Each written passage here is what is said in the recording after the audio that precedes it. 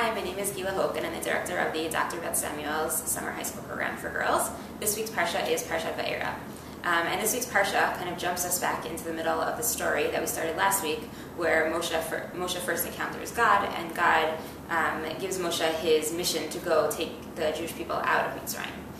And this week's Parsha, this story continues, and Moshe continues on his journey to begin this mission. What's very interesting is that if you look at the Torah's description of this very elongated beginning of the mission, it seems that God shifts models in the middle of how the redemption is going to happen exactly. The first description of the redemption that God gives to Moshe and explaining what Moshe's role is going to be is that God says to Moshe, you are going to go talk to the Zikanim, to the elders of the nation, and then you're going to explain to them what's happening. And then you're going to go to Paro and explain to him what's happening. And Paro's not going to really listen to you, but you'll have like a couple of subtle miracles that you'll do, and then you will end up, you'll be able to go free, and the redemption will happen. Moshe doesn't love this plan because he doesn't think that he's going to be able to speak to everyone, so then God agrees to allow Aaron into the picture. So now Moshe is supposed to speak to Aaron will speak to the people, they'll still go to the Zikanim and go to Paro, and the plan will be able to get out of Egypt.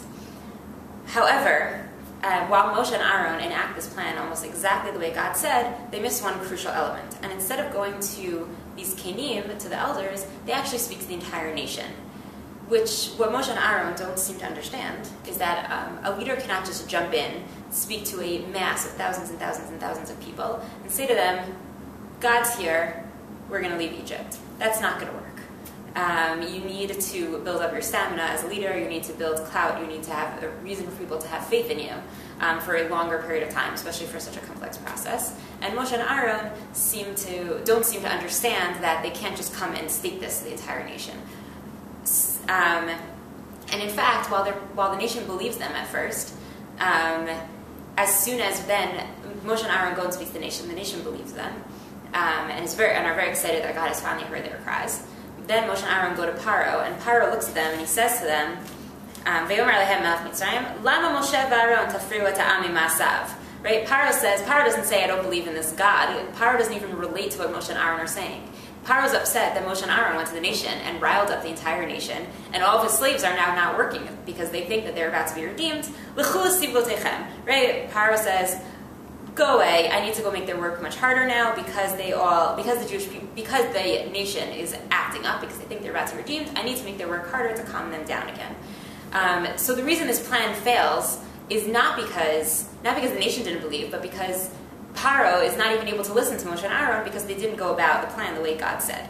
Not only that, but then we know that afterwards the nation are very angry at Moshe and Aaron because suddenly their work has quadrupled to the point that they're unable to meet the quotas that Paro sets out for them, and they no longer believe in Moshe and Aaron because their work has gotten so much worse, and this redemption they thought was coming, they've now gone 10 steps backwards.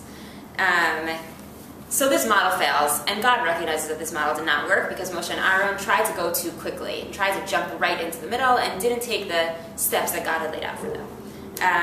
So God now has to switch the model, and essentially moves the model from a very people-centered model, where it was Moshe and Aaron speaking to the Zikanim and speaking to Paro, and kind of having a lot of political maneuverings with a few subtle miracles. Instead, it now becomes a God-centered plan, where God is going to enact all these great miracles. Moshe and Aaron are going to be God's emissaries to enact those miracles, but essentially there's very little speech involved, there's very little talking, it's just miracles.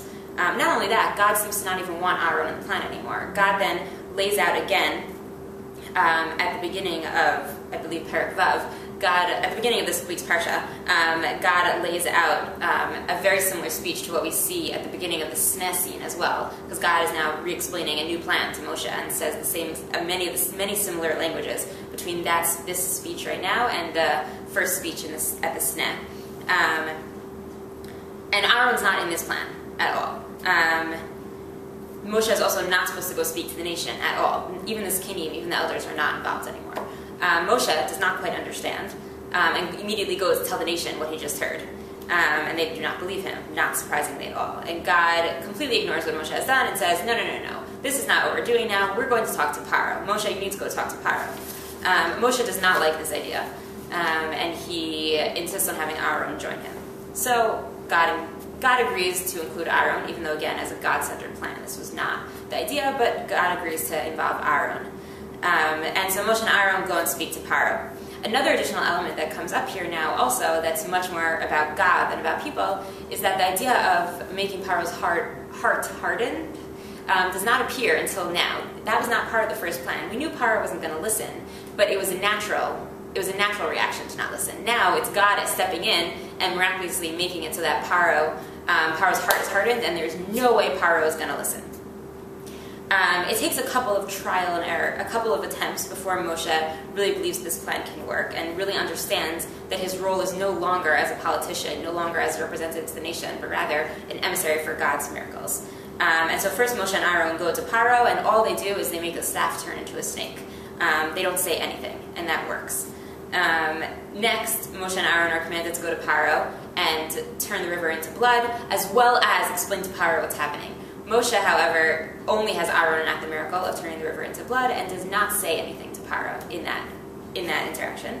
And then finally, when we get to Tzvardeya, to the second makat, the second plague, Moshe is commanded again to go use the staff and tell Aaron to use the staff to make all the frogs come out of the river. Aaron does that, and then Moshe, through his own free will, initiates a conversation with Paro and says, "See what's happening? This is from our God." And Paro says, "Please make it stop, I'll let you go." Moshe says, "Okay." And then Moshe also initiates a conversation with God and goes to God and says, "Make the frogs stop." Moshe now gets it. He now gets that his job is to be God's emissary, a representative only to Paro and not to the nation, and that is how the miracle, and that is how the redemption is going to occur. What's interesting to think about, and that I will leave you all with, think about as we continue this story and the rest of the Bnei Israel's journey in the desert, is how would this story have played out differently had the first model worked? Had Moshe and Aaron only gone to this Canaan and understood that this was supposed to be a people-centered redemption, would Moshe's relationship with the people and Moshe's relationship with God be different throughout the journey in the desert, and how would that have played out differently? Shabbat Shalom.